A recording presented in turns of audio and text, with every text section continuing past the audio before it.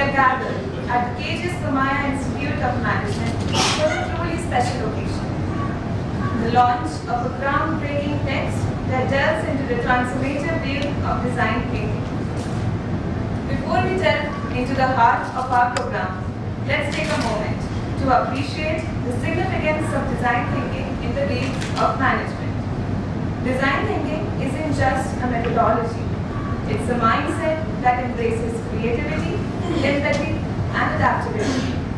It is this very mindset that our esteemed author, Dr Anuja Agarwal, has expertly captured in her pioneering book, Design Thinking, a framework for applying design thinking in problem solving, published by Cengage. I feel pride in saying that this is the first book on design thinking in India.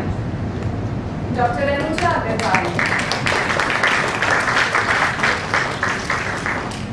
Dr. Anuja Agarwal, PhD in Management Studies from Mumbai University, MCA, and the BSc in Computer Science from Delhi University, is the founding dean, academics, and student affairs at Sitara University, India's first 100% scholarship-based computer science university for underprivileged students.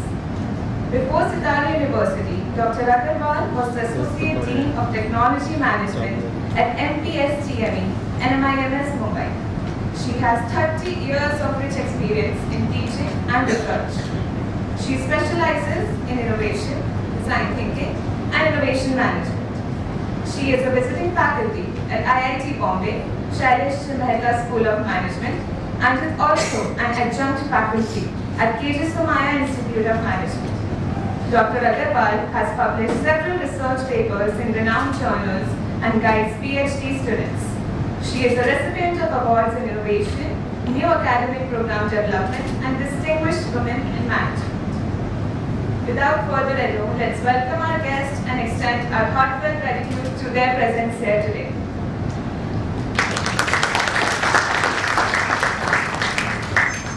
Now, as we set the stage for our journey into the world of design thinking, it is an honor to invite to the podium Professor B. N. Rajasekharan Pillai, the Vice Chancellor of Somaiya Vidyavihar University, for the opening address. Professor B. N. Rajasekharan Pillai is the founder president of Human Development Foundation India, a civil society organization in the National Capital Region, New Delhi. Prior to that, he was the Vice Chancellor in the Indira Gandhi National Open University, New Delhi. He served as Vice Chairman and Chairman of the UGC, Government of India, New Delhi, during the period 2002 to 2006. Thank you. Vice Chancellor. Sir, I would like to invite you for the opening address. Yeah, just opening remark and then Good morning, everyone. First of all, let me congratulate Dr. Anuja Agarwal for the excellent contribution in this scientific. Of course, this branch was planned earlier. I'm glad that I'm here to on this very good conversation. Let me congratulate her. There is no need of emphasizing the importance of the necessity of a book like this. And when such a book comes from an academic who has served the education system and also worked in the industry, it is all the more important. We all talk about design thinking, even we are thinking of designing design thinking. That is the type of activities which are going to be not only in management, in every walk of life, but in every walk of education, the design thinking is going to be very important. Dr. Anuja Agarwal mentioned about the content of this book. Of course, I have not gone through it, but I am very confident that the researchers, the teachers, and the students of the management disciplines and also other disciplines in the university will definitely find the book a good source for academic enrichment. Let me also, on behalf of the university, welcome Mr. Ranjan Banerjee, who is going to be in Telangana, the university, but now in BITSoM, Bombay, a very distinguished professor in marketing. I have heard about him, but I am meeting him for the first time. Let me, on behalf of the university, welcome him to this audience.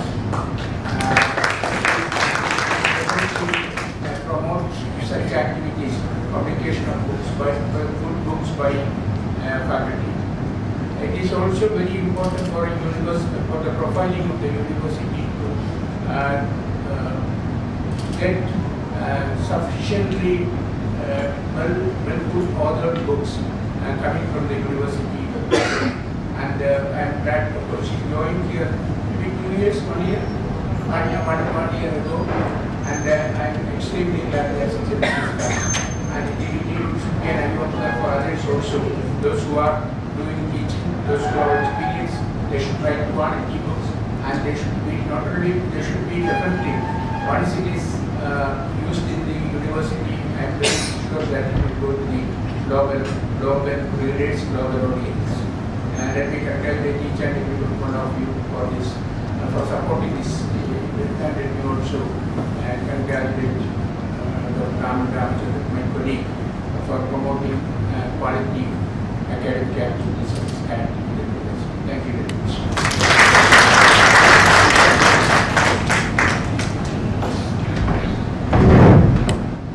Thank you, Professor Pillai. Now, I would request Dr. Raman Ramachandran and Professor Pillai to felicitate our guests, Dr. Ranjan Banerjee and Mr. Shrikant Bapat. I would like to invite you, sir, to the stage.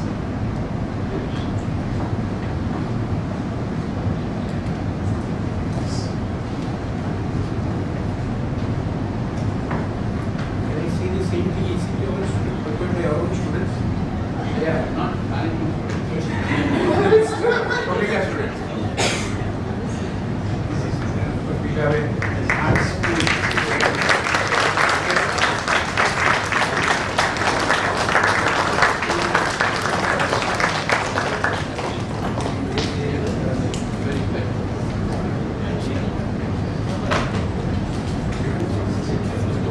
You can wait for a photo. That's the most important.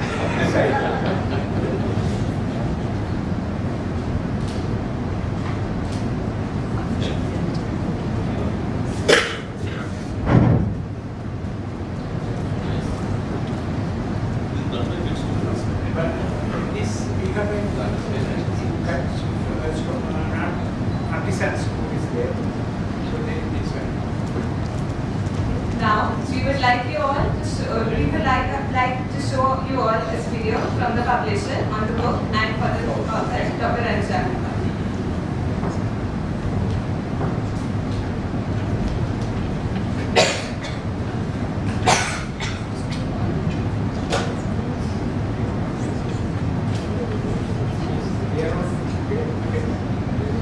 So they are the real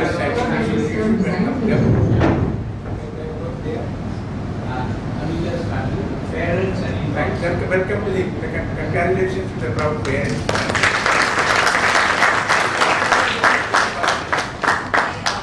Parents-in-law and parents. Thank you. And welcome to the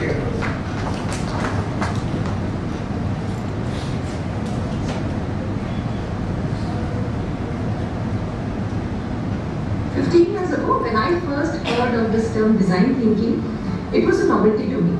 I had heard this term in the corridors of IBO, Stanford, MIT, some of the best universities in the West. And at that time, I used to wonder whether it is going to have any relevance for us in the Indian context. However, over the last, I think, more than 10 years of my research in this area and the workshops that I've been conducting for the corporate, I've realized that there is not only a need for this, but also a method of this creative problem-solving process. And that is exactly that I have tried to bring it in my book. I have brought a combination of lots of tools, techniques, and best practices that design thinkers across the globe are using to solve problems which are very cryptic kind of problems and complex problems of society. And I have also realized that there are certain skills that are required at each stage to solve the problem, and those combined with the guidelines, which I usually call as pillars of design thinking, they are a great combination for anybody to help solve the problems that they are facing. If you want to practice design thinking, my book is a perfect handbook for you. It will give you the correct guidelines and the process through which you can actually go deep, empathize with the users to understand their real problems, define the problems in a way that can be solved, and then take it further to collaborate with other people and get the best ideas for solutions, which can then be further prototyped in a manner which can be communicated to the users, and they can test it. And finally, areas in which you can actually implement the solution, looking at it from a finance perspective, from marketing and various business models. Finally, what I have done in this book is towards the end of the book, towards the tail end of the book, there's a project diary where you can keep documenting all this process so that it guides you smoothly through the entire process, and at the end of it, you have an entire project report ready for you to use. So go ahead, happy thinking.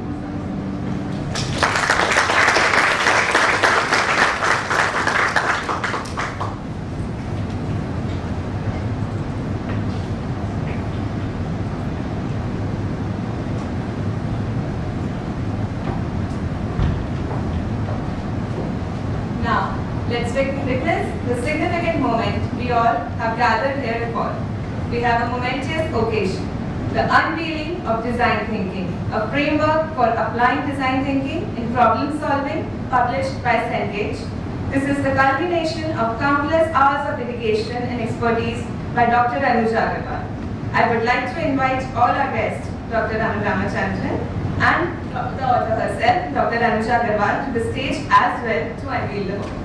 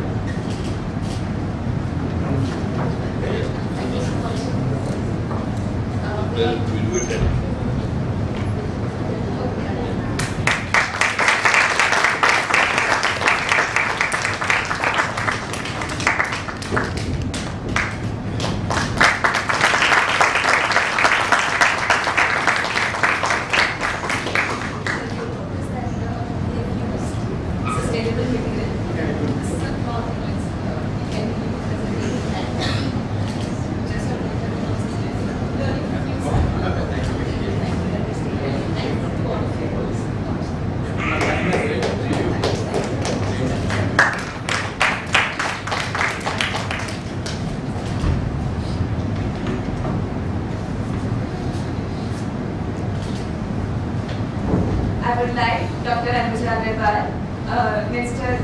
Shrikant Bapat and Dr. Ranjan Banerjee to take their seats on the stage for the panel discussion.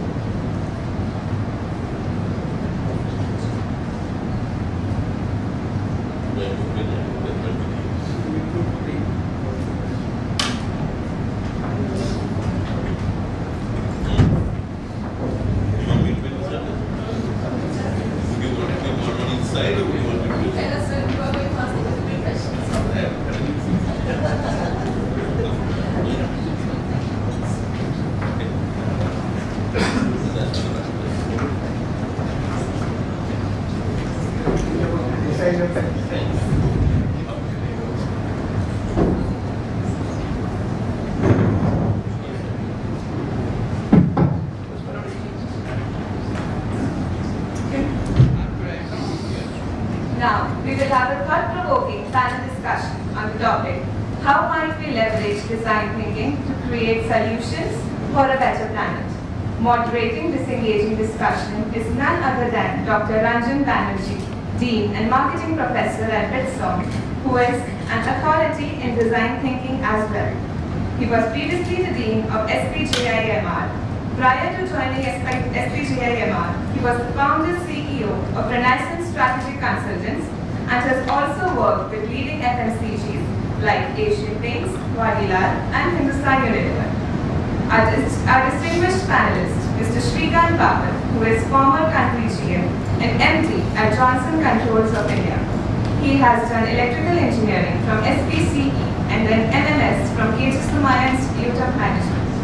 He has a total experience of 32 years and retired from Johnson Controls in 2022. He won several awards, one of which was leading a team to become #1 in a worldwide management competition in 1999. He has been an active member of of CII and IGBC for the last 15 years. He has been the chairman for the Pune zone for CII. He has led the CII Sustainability Panel for 6 years and has done a Sustainability Leadership course from Cambridge University and is also qualified as a facilitator for CII Green Co program. And our other distinguished panelist is Dr. Anuja Agarwal, the author herself. I would like you all to start the panel discussion and welcome you all to this. So, good morning. Thank you very much. Thank you to Dr. Raman Ramachandran for inviting me. It's a pleasure to be here.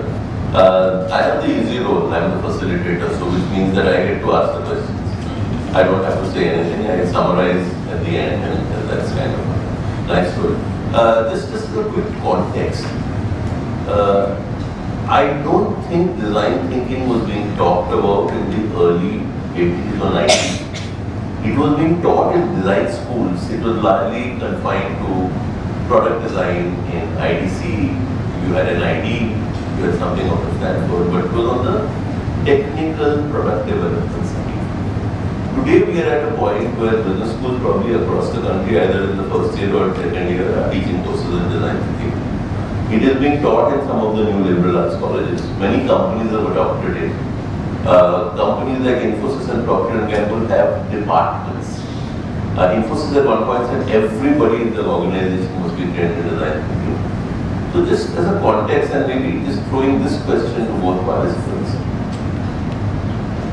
What are the nature of problems we are confronted with today? And why do you think design thinking is suddenly so big in the last 20 years?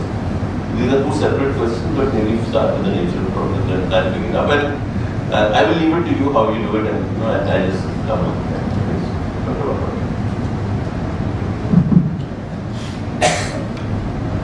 I would put it this way, like if you look at the way the design itself has changed over the years, I would say in the early days it was like a craftsman, he used to do whatever he thinks. Then it became industrial design where the whole efficiency of putting the product out became important. After that, it really started getting more connected across the globe, and then customer preferences became important thing. But today, if you look at it, we are connected like never before, and hence there are a lot of challenges which we never thought of have started being realized by people. Like the whole challenge about sustainability has come in so strongly. Plus, there are challenges where different countries and different habitats are having different resource constraints. So all that has come in, and that is affecting the product itself. That's where this creative design thinking is becoming extremely important, because if you don't do it in a methodical way and really think in the right process, you won't be able to design a product which is sellable or which is sustainable. This is the way I would put it. Okay, so we have talked about an interconnected world, sustainability. We have talked about the changing customer. You want to build on it? How do you think the problems have changed in the last 5 to 10 years? Where are we going? Sure, I think because of technology and many other things, the way people have come together, the problems have suddenly become of a planet level. There was a time when we were, living in villages, so we were looking at very small communities, small units, and we knew each other very well. Therefore, we knew how to behave, and there was one culture. Then came the towns, the culture changed, but yet we were defined by certain rules, whether it was a factory system or some other rules. We all knew the rules and we could follow them. Then came a time that metros started coming in. The moment metros started coming in, it was a mishmash of different cultures, different backgrounds. And that's where I believe that the problems started becoming different. From very need-based, basic need-based problem, the problem started becoming of how to understand people and how to live in a mishmash of different cultures. Then came globalization. The moment the globalization comes, now you can sense, two people, we don't know your culture, where you come from, I don't know, I know my culture. I know my beliefs, I don't know your beliefs. So when we get to start talking, then we say, okay, let's talk on a third front. Third front was business. saying चलो हम दोनों का मकसद है business को successful करने का है. For a moment, forget your culture, I will forget my culture, we'll make the business a success. But I believe why that was great for a long time, because economies increase and money and wealth, I believe, increase. But people, the underlying undercurrents of different cultures and different beliefs that were conflicting, they started surfacing the moment that business thing also became less dramatic.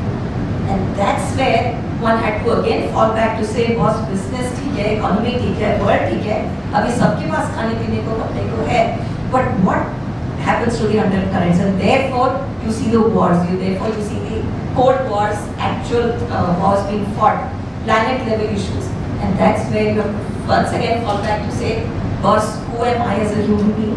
Who are you as a human being? I have to go back, understand your culture, your belief, your pain point, match it with mine, and then connect. And that's where I believe design thinking takes its strength. Saying design thinking says, forget the rest. Business exists because you are a human being जिसका pain point solve कर रहे हैं. वो नहीं कर रहे हैं तो business नहीं होगा. So understand human beings, have a human-centered approach. That's what the first pillar of design thinking is, and therefore I think it has started. So very good, very good. I just just add a couple of small things to this. One is, look at COVID. COVID started as a health crisis. From there it became a social crisis. From there it became an economic crisis. Right? And then ultimately it became a human crisis.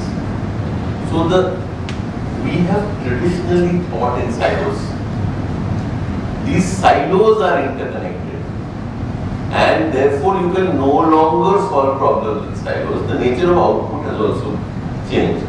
So Anuja, maybe we could build on this. Just tell us a bit about, design thinking. I always worry when a new concept is like, because many people take what they always did before and they now call it design thinking, because it has now become fashionable.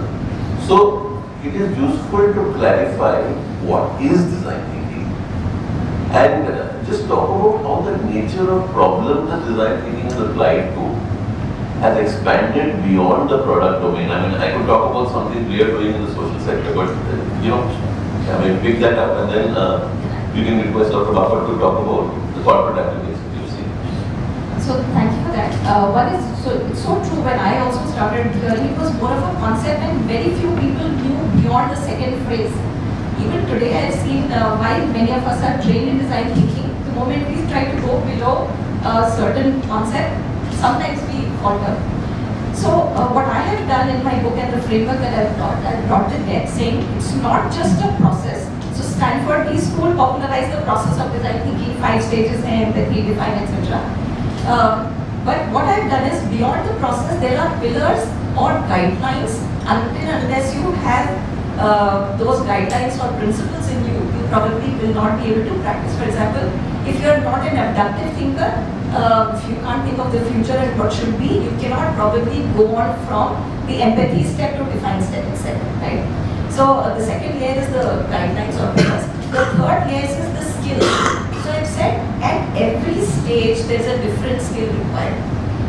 It will be pompous to say that one person has all the skills and therefore one person or similar sounding people can actually solve the entire problem and take yourself to all the 6 process steps. So empathy with different skills चाहिए, define requires a different skill, prototyping, ideation, different skills. So that is what I have defined for each stage. Then comes the tools and techniques. Over the globe, people are using different tools and techniques depending on their context and culture.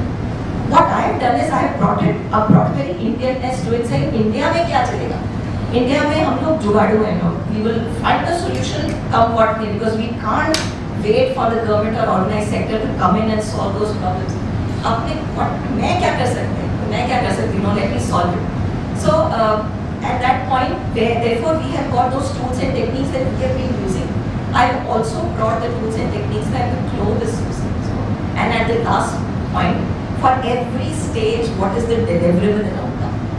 Unless each one of us knows and understands empathy का deliverable outcome क्या है, measurable है कि नहीं, there is no point, because there is no, and I'm talking little bit how the business people say, right? Measurable outcome, we can't be theorists only.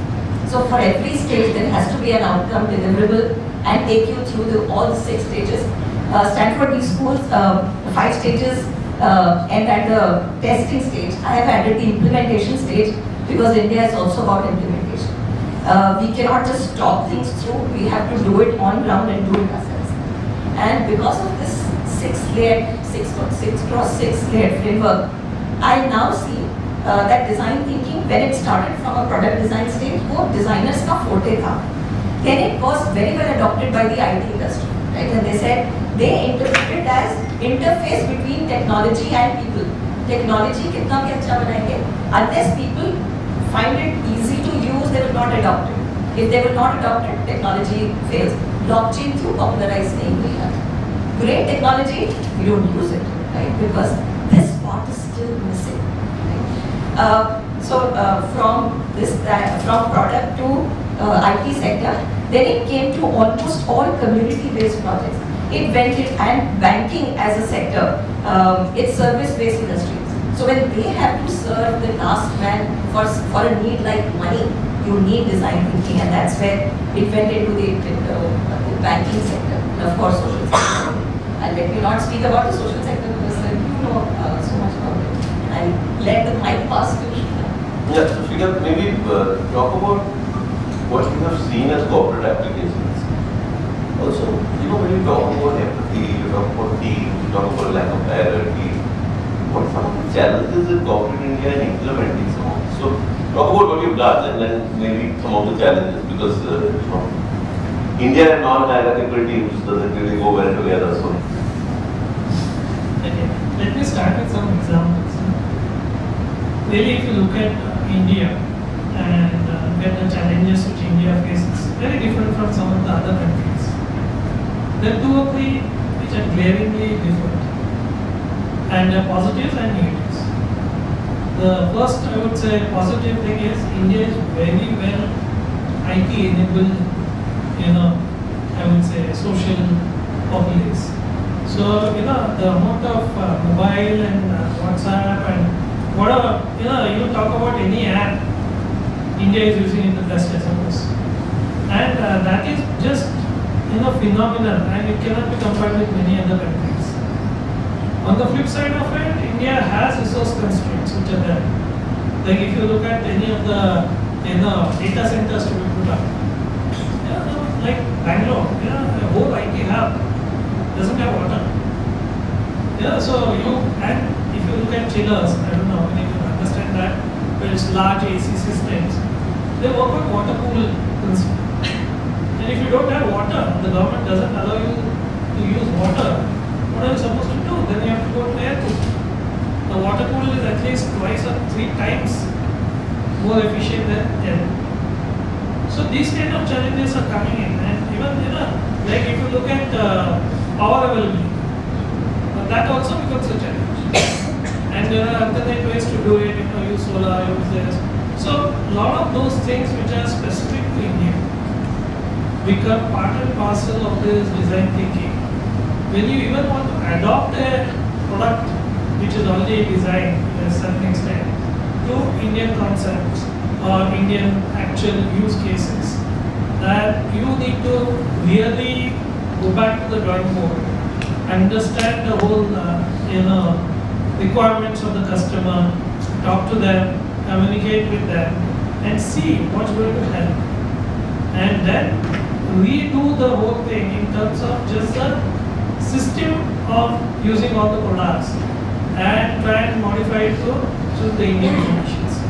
And that is where the whole design thinking approach becomes very important in India and can be applied very strongly. I don't know whether it's being applied today that much very rigorously as because we are on the jugaad. We quickly want to do something and make it work, and that's it. So that's where the whole thing becomes different, and that's where we as a society, or I would say India as a country, needs to start evolving on this design thinking process. Okay, I don't need the mic. It's I just want to share one quick example, and then So design thinking talks about empathy and insight. And this is a small example of just how it is difficult that a very famous speaker once did a talk, did a workshop for 2 days, and then he asked participants, which session did you enjoy the most? And he was very unhappy initially because the participants had the coffee breaks. And he then said, but to his credit, he was open to learning. He said, why the coffee breaks? He said, look, we are all from different companies. So we would get concepts during the session, but we would discuss the application when we met in the coffee breaks. And this is an example of an insight that when you see things from somebody else's point of view, and then the action is to now say, okay, so it is peer learning post-concept that is working. Rather than wait for the coffee break, how do I embed the peer learning? So these are the kind of things you're talking about when you say empathy. So maybe the next, because we all talk about it, I've always found that whether it be students or corporates, and actually the more time a corporate leader is spent in the job, the more difficult empathy becomes with them. So why is empathy difficult? And how do you get it out?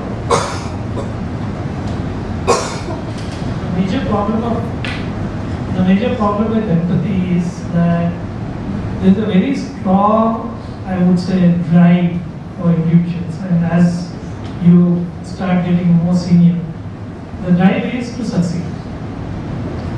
Now, you know something has worked, why not using again and quickly succeed? That becomes the motto for most of the work, and that also becomes a big hindrance for empathy. Because you are not listening. You are not listening to what is currently happening. Now, yes, you succeeded earlier, which doesn't guarantee success now. Yeah, many times what happens is 70-80% of the time succeeds. So you are always carrying on the same byproduct. And many times people down the line also say, like they do a research. Well, this is what boss has done earlier. Let's try and suggest the same thing. It will go quickly. It will get passed quickly. Don't try too much of a deviation. Otherwise, there will be hundreds of questions. And that again is a basic thing what drives this against empathy. Because people stop asking questions, people stop getting more and more data. People stop becoming creative. I would say that's the key. If you stop becoming creative from whatever you have heard, and today with digital resources, you can hear many things. You can actually analyze what people have said and quickly come out with many strong, I would say, points which ideally you need to empathize with and really work on it. But it's the issue of what you did yesterday and what you want to do today and quickly get your things passed. Because finally you have measured on how many things you've done and not measured on how many things you started. So that's something which needs to change, especially in the design departments. And especially when you come to a design team which is cross-functional. When you say cross-functional, many times those people come into the design process very short period of time. And then they are like, yeah, this will work, period. Or this is what we have, it won't change. Now that is something which needs to fundamentally be looked at. And people have been trained on that, like we heard, TCS has trained everybody. Something like that each industry needs to do. Train people on design thinking. And then you will get a lot of people really empathizing with what is actually required by the users, by different people in the different departments. And then really look at this whole concept of design thinking in a very different way. And that's when really we will come out with path-breaking innovations which can become popular across the world. And that's really required in Indian context. Yeah, so Anuja, you want to build on that in your work with students or corporations? How do you go about actually teaching them to be empathetic? Why do they struggle? How do they overcome those struggles at all? So I think as a faculty, and I have so many faculty colleagues here, the moment we start teaching, the student expects that please empathize with us. Beyond 5 minutes, we cannot concentrate. You could be teaching us the best of nuclear physics and very magical things, but beyond 5 minutes. So, and if in between you touch upon these, so this is what I have tried, and many of my faculty colleagues, they have tried this, within 5 minutes or 10 minutes, they will check with the student, how are you feeling? Or how are you doing? Or give a quick reflection question and give a feedback. These days, the faculties have changed, and it is more, flipped classroom is flipped in that sense. And I choose to believe that the more we do it, the more the students will understand what empathy is. Because when we start empathizing with them, they also see the problems and let's say the dilemmas that a faculty goes through. We all know that information is available freely over Google. The only thing that we can teach students is these values of empathy and problem solving. Look at problems that need to be solved. So I think what we do, especially in design thinking, and also I've seen many of my colleagues with their finance marketing, they plant this, that yes, I understand you have an exam tomorrow, and I've seen faculty saying that, I understand you have an exam tomorrow, I know that it's a pain for you to sit here beyond this point, but while you are here, why don't you solve this and think about something? So they understand, they reflect the empathy that they receive from the faculty, and they do it. Another thing I would like to add is that empathy is never taught in the class, as a concept. It is when they go back, so I give it as an assignment on just when they're going to say, I say, the moment you step out from here, just be aware of what other people are going through. Just forget what you are going through. When you are in a class, you are thinking of your pain. मेरे को नींद आ रहा है, मेरे को प्यास, मेरे को टॉयलेट, मेरे को ये टीचर का पढ़ाई समझ में नहीं आ रहा. The moment you step out, think of all others' pain points, and that's where empathy gets in. So very good. You're talking about empathizing with students. You're talking about empathy learning through doing. So a couple of things that I have found useful. There is a famous quotation from Larry, that I never learned anything while I was talking. And if you put that as a perspective, the second is if you ask students to go out and interview a user on any topic, and you do multiple projects, you will do projects in a course. A very good test I have found is what is the length of that conversation. If you run an interview in 20 minutes, it never works. So one of the first things I tell them is your conversation is 1 hour to 1.5 hours. And this means that if I want to ask, so I do a conversation with students where I say, okay, what's my motivation to be a teacher? You have to ask me questions. And the rule is that I then critique each question, because teaching people what is a good question is very important. The more important principle is if I want to find out your motivation to be a teacher, a very bad question is what is your motivation to be a teacher? A very good question is tell me where you grew up, what were your early influences? So, understanding something from the other person's point of view. There's a very famous saying, I'm sure you use this, that empathy says put yourself in the other person's shoes, right? Now to put yourself in anybody else's shoes, you have to first take off your own shoes. So, and a lot of this comes from there. So maybe taking this one step further, and maybe after this we'll open it to the audience with questions. Anuja talked about mindsets. Design thinking requires a mindset. Can you talk about the design thinking mindset, and then maybe how do you try to practice that mindset, or do people practice that mindset? I think design thinking mindset is 2-3 things. One is empathy, really understanding pain. 2 is experimentation. Not to be scared with failure. Like Shrikant just mentioned that in corporates or companies, people are looking at what succeeded earlier. Let me just show the same path. Design thinking mindset says, boss, I'm ready to fail. I'm happy to get laughed at by people. If you have that mindset, and if you can say, I experimented, I failed, but that's my biggest achievement. I think that to me is the design thinking mindset. So very good. Like to build on that, how do you in companies create a culture where it is okay for people to fail? Most difficult question, right? Yeah, I would say 2 things. One is you have to create a platform where they can fail safely, which means they are not evaluated at that time. Now that's easier said than done. So what we used to do is in our design, we had a full-fledged about 3,000 people in design. So what we used to do is basically they create workshops where they do this kind of creative thinking, where they do experimentation on existing projects which are completed. Yeah, the idea is that that project is not evaluated now, it's already done. So what used to happen is, it used to start with just a, I would say, brainstorming session where everybody had those post-it stickers, and anybody, like we are all sitting here, anybody can walk in and just put a post-it sticker, whatever he or she feels. Doesn't matter. May not be anything concerned with the project also. The idea is everybody should put stickers. That actually creates a engagement, number one. Second is, it many times triggers some different solutions. And the idea of then picking up some of those and actually brainstorming, working on it and creating some solutions may not be used in the earlier project because it's all done and over. But that becomes a nice storehouse of information which can be used later. So that's where we try to break this situation of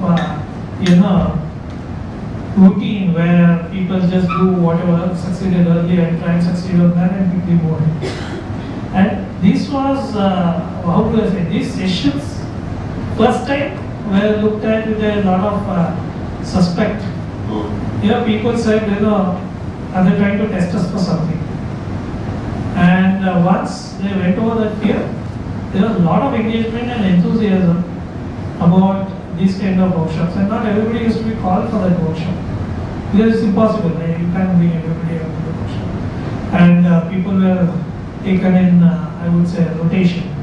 So what used to happen is that people started wanting to go for such workshops because they wanted their mind to be freed of their routine and try and become creative, because it was like fun for them. Now I can talk about anything and everything, and I'll be heard. That's very important. I won't be critiqued, I won't be asked questions on it, but I will be heard. So that's where we had some, and it was, I would say, 100% success, but it was one way of breaking the monotone and making this, what happened earlier as a baggage into further design. That's very interesting. I think I really like what Anuja said, which he's talking about curiosity. And I like to look at this as I don't know, I don't understand. That design thinking requires you to be able to say I don't know and I don't understand. And in most corporates, it's seen as a weakness.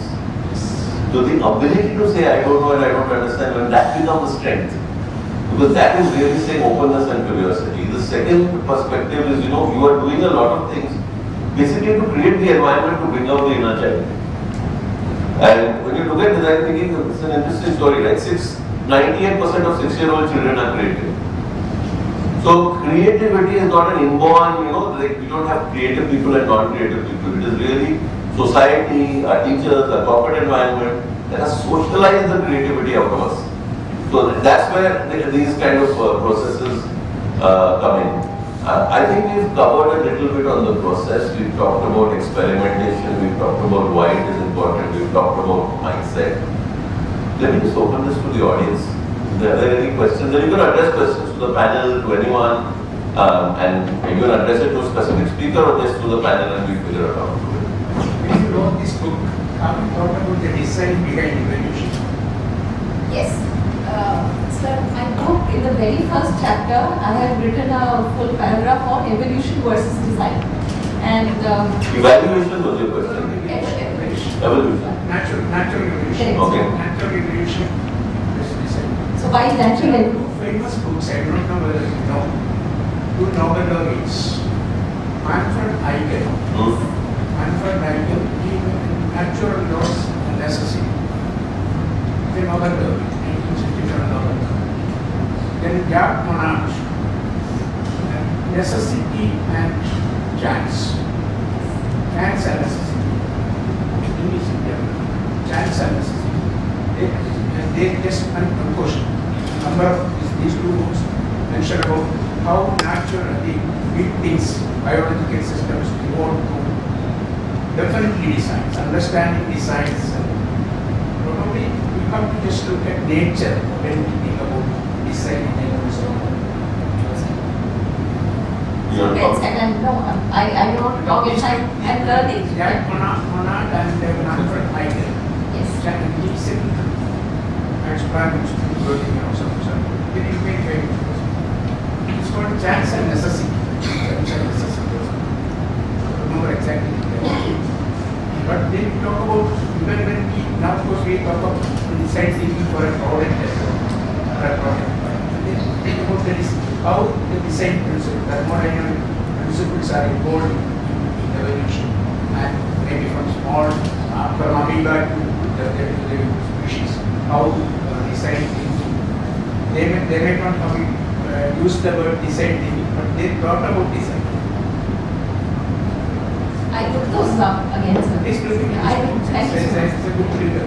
Thanks for So the very interesting perspective. Two quick comments. Nature has always done trial and error experimentation, right? That something survives and something don't. But the other thing is that when you look at the ideation stage of design thinking, they talk about related worlds, which is really saying who else has this problem. So one of the things that you can definitely bring to any design thinking course, if you go on YouTube and you put in the question with any problem, what would nature do? You will find a biological parallel for any problem that you face. And this entire subject of biomimicry is now emerging, where we are looking at nature and it becomes a very, very valuable tool, because when you're looking at communities, for instance, bees, ants, these are very, very interesting communities in terms of biomimicry design is a subject here. Yeah. Biomimicry design.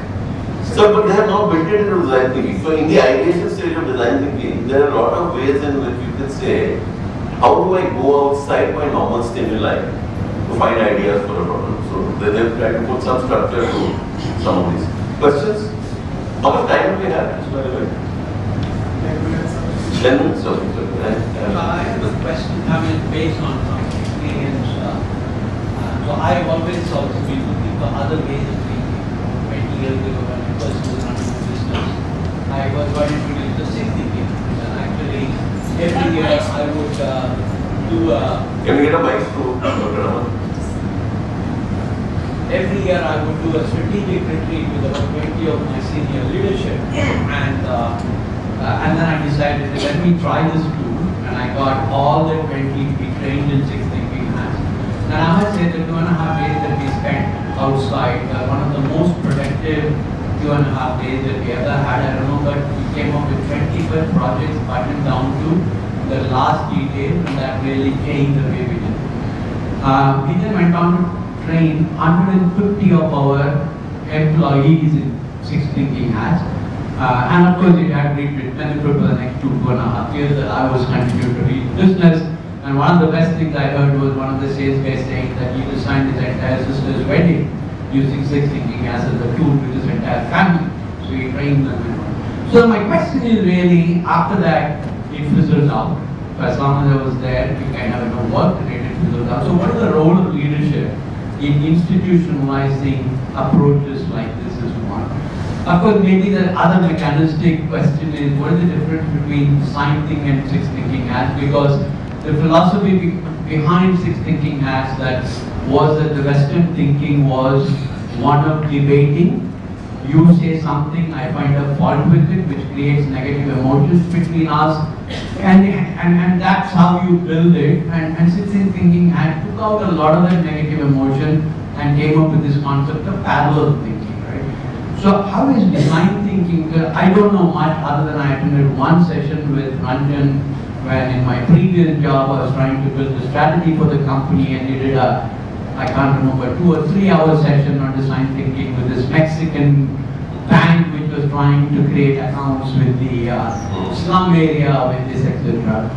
Beyond that I don't know, and I'm hoping to read this. I presume this is for me. That's not any of that. So but the question is, what is the difference? Will they work together? Are they? And the bigger question is, how do we institutionalize this? Not just in corporate. Because last week we had this international waste management conference, and I happened to chair a session where there were some wonderful examples of municipalities on waste management, and how there were differences when the whole community was involved in, waste management versus municipality did a contract, and there were questions about should this go privatized because of certain one or two issues. So I can see a lot of areas where these kinds of approaches need to, but 20 years, and I'm not sure that it has really kind of taken it has really kind of, become the DNA in many organizations. And why is that, and what's the role?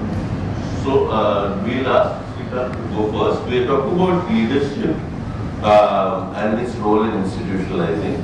Second is we're talking about the difference between six thinking hats and design thinking, or where does it overlap, etc. You go first, then Anuja, and then maybe I'll see if I can talk. Let me tell you my experience about, sustaining processes beyond people changing. One of the way we did it is very strongly was writing down these processes and declaring that as a standard operating process. So the moment that happened, some of the human mind is very funny. If something is designed as a standard operating procedure, nobody challenges it. You just do it. So what used to happen is some of these things, the quality might differ. I would definitely add to that when a senior manager is very interested in it, the quality is much better. If it becomes a very standard operating procedure, no senior management is involved or interested, the quality might go down. But I would say that the process carries on, and that is one of the things which I followed in most of my companies which I led, and it became a very strong, I would say, tool for people to actually make sure that you have, but it has a flip side. The moment you put everything into standard operating procedure, your creativity is nothing. Yeah, so everything has a positive and negative. So you have to create those separate sessions where you reevaluate your own processes. But otherwise, I would drive it towards a process and standard operating procedure, and then make sure that it sustains till somebody comes out with a better one. I'll briefly try to take it. I know it's a difficult question, and I think the six thinking hats versus design thinking. So I've also been trained by in one of the Edward Evono's workshops. So while the six thinking hats will talk about different kinds of thinking, whether it is a white hat or black hat, it is more of a coaching. So you say at certain points, you say, hey, are you thinking only of negatives? So you're putting a black hat, or you have to think, just don't think about it, just look at your emotions, red hat. But that's like a coaching saying, just asking, क्या आप सही सोच रहे हैं? Design thinking, on the other hand, it's a full process with depth. So say it's not just the thinking part. In fact, in design thinking also at certain points you can use six thinking hats, bring it back to say, I can pop in these six thinking hats at various stages of the process, but design thinking goes beyond to say you have to deliver. Because there's a problem which needs to be solved and it must go through the empathy and defined ideation all steps. And the skills. Six thinking hats never tells you what skills you want. It is more like a coach. So in two words, if it coach versus mentor. Right? So coach will only pinpoint, while mentor will take you through the entire thing with depth. That's my thought. So that's a very good response actually. So Dr. Raman, I think my take on this is that six thinking hats enables a group to have multiple approaches to thinking about a problem and therefore come out with better solutions and prevent groupthink. Six thinking hats is therefore a very good technique to be used in the brainstorming part of design thinking. You could brainstorm even when you are trying to decide what questions to ask and which stakeholders to talk to. You could brainstorm when you are thinking about, I have an insight, how do I convert it into an idea? And brainstorming frameworks and six thinking hats are useful there. But if I'm actually going and doing a conversation, which is an empathic conversation, there's no room for six thinking hats. That's really an empathic conversation where I'm tuning in. Similarly, I'm taking a prototype and I'm kind of taking it to market and then figuring out to scale. Then again, when I get the feedback, when I'm ideating on the feedback, then maybe there's a room. So Six Thinking Hats can come in at certain stages in the process, but it's a subset of the process. The second is design thinking as this diverge, converge, diverge, converge, diverge, converge kind of structure, converging to a solution. I think it's in some elements of the thinking and the diverge and converge, you can use a technique like Six Thinking Hats. Broadly, you are just using all of these are techniques, right? But coming back to your leadership question, I think the larger issue is this. We are very comfortable with tools and techniques. Any new concept that comes, we readily adopt the tools and techniques, but we don't adopt the mindset. So design thinking in companies will not work in many situations just because our leaders are inherently very hierarchical. So to me, what is the good test of design thinking? When you have a workshop and somebody contradicts a leader to his face in front of 6 other people, you respond with openness or you respond with hierarchy. If you respond with hierarchy, you just killed it. So you need a champion. You need a champion who walks the talk, and you need patience. Secondly, you need to be clear about what problems you apply design thinking to and what problems you do not. There are structured problems with right answers, you don't need design thinking. There are unstructured or semi-structured problems with good answers and better answers, you need design thinking also. That's kind of the gamut of it. Rushi, I thought had a question. Yeah, I have a old friend, yes. We want. So, what do you think about combining AI and design thinking? So, there's pros and cons, right? Because AI is actually something which is the opposite of creativity. It's really taking away creativity. But it also makes it much more rigorous, and some of these problems that you have, like hierarchies, etc., it basically kind of goes out, right? Because you're basically saying that AI is actually like a consultant who's independent, right? So do you think AI can strengthen? I think the answer has to be yes. So the answer to the question, but I think the larger point with this is that with any technology there are 2 pieces. One is, we go to a stage where this technology is coming to destroy the world and take away our jobs. And to a stage where how can I embrace it to do what I do better? And the moment you say, so let me put it this way. How might we adopt artificial intelligence to enhance the design thinking process? It's a classical design thinking problem. You take it that way. Now go out, talk to the users, build it, apply it. So, the moment you accept that how might we adapt design thinking, AI to the design thinking process, is a semi-structured or unstructured problem. It's a design thinking problem. So it fits very well. But again, mindset. The mindset of adoption. By the way, AI is already there, right? I mean, you look at any solution, typically analytics throws up anomalies. AI is behind those anomalies. People who bought this also bought classical basic applications. Now, what design thinking would say, okay, fine. So I know that people who bought a mountaineering book also bought this. Why? I need to go out and talk to that human being. I need to understand what's in that makeup. So I think it is that part that the day we have an AI system that can do empathy really well, then maybe the book will not be needed. So hopefully we won't go there. So I've been a student of AI long back when I was in MCA.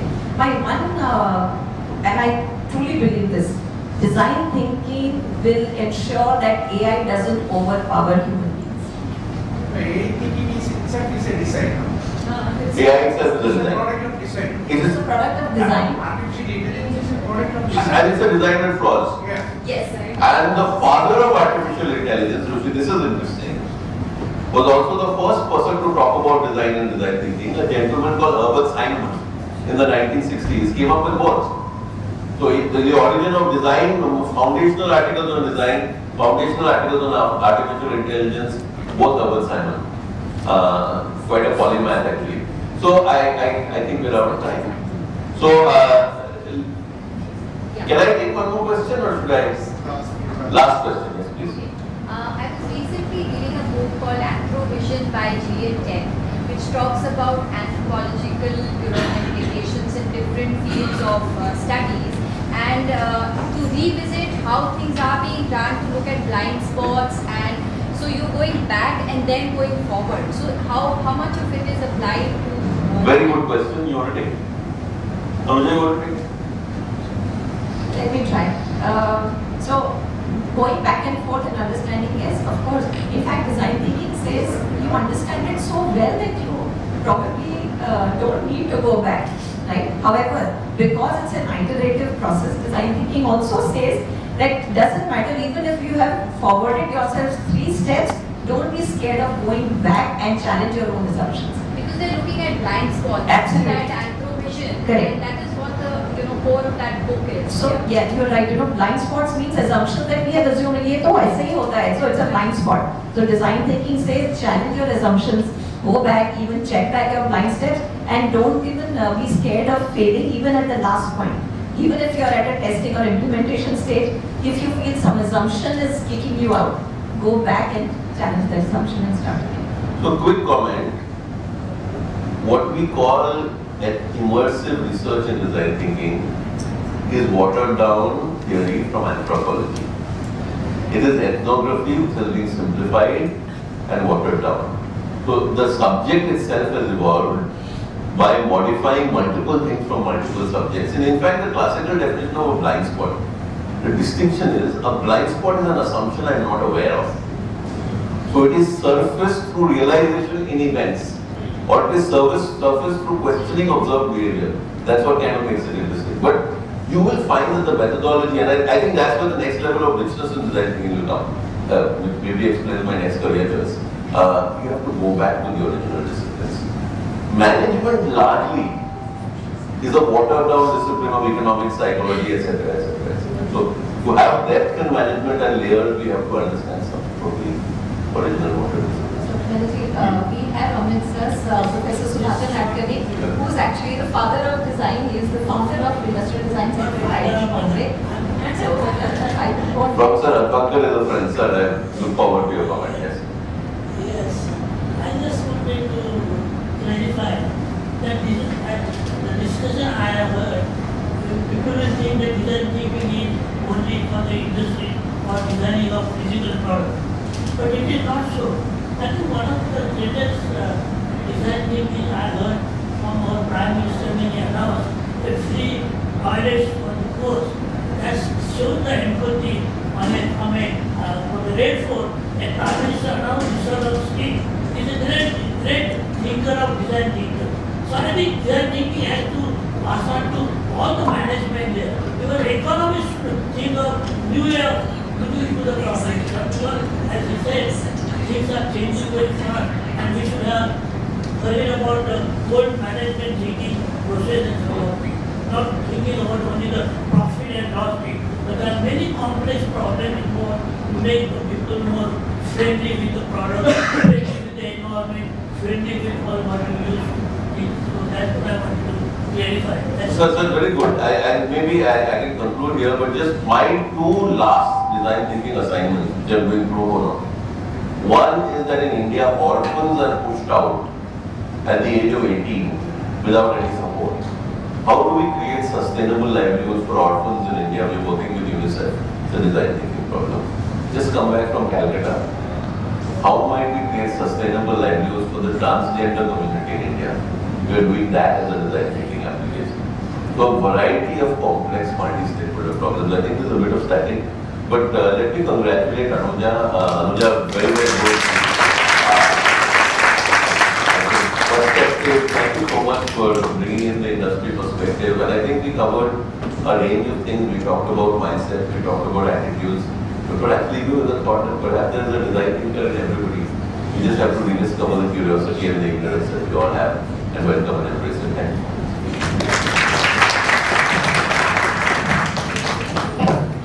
you. Dr. Ranjan Banerjee, Dr. Anuja Agarwal, and Mr. Shrikant Bapat for such an insightful and enlightening session. To know more on design thinking, we have the copy available there. You can buy your copy from the counter available there. Now, I would like to invite Dr. Raman Ramachandran for the vote of thanks. He is an industry veteran. No, I don't have to add much, Ranjan, I think beautifully summarized. But one thing I'm starting to get proud of is last week, as I said, this waste management conference where the inaugural session went on for about 2.5 years. So So I challenge Anuja and Arvind, who designed and conducted this, make it sweet and make it rich. And I think they have met this objective, so I want to start with thanking both of them for really showing us that we can have a 1 hour this very, very rich conversation. And this conversation was so rich. I want to introduce this young lady here, Deepali, who has a PhD in design thinking from IIT Delhi. And I was asking her, don't you have anything to say? She said, I'm writing a paper, and everything I wanted to mention in the paper has now been discussed, and I did it here, so I don't know what I will write. So that is an evidence of the rich conversation. So I want to really take the opportunity to also thank Anuja's parents and in-laws and husband and several friends who are here. And of course, needless to say, Shrikant Bapat, thank you for coming back and sharing your thought. Ranjan, I don't need to say much. We go back about 20 years. I'm always fascinated when I speak to him because of the kind of, insights that he brings with very, very practical, small things that you see in life. So I'm going to miss him because he's going to move to Hyderabad very soon as the Vice Chancellor. But he has a lot of connections in Bombay. I'm sure he will be back. And of course, our own Vice Chancellor, who always finds a way to connect deep science to management practices. And we heard 2 of those examples here. Thank you very much. And I don't want to take any more of your time. Thank you for staying, because there's got a lot of other things going as well. Thank you. Sorry, I'll take this last word, sir. I'm really grateful to you, sir, for giving me a go and that we could do that. Thank you, sir, for having this and gracing this occasion and sitting through the conversation. It was great. Sir, thank you so much for moderating. Wonderful. I was hoping that I can field some of those questions. So thanks, Shrikant. Thank you, my parents, all 4 parents, and my son, my husband. Thank you, all my family, friends. Family and friends, and from different colleges, the faculty. Thank you so much for coming. Thanks students, and thanks Arvind and the team. Thanks a lot.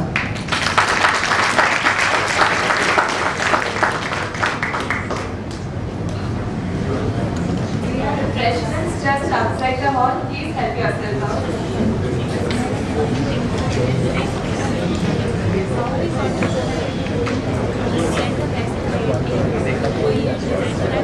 For Anuja, not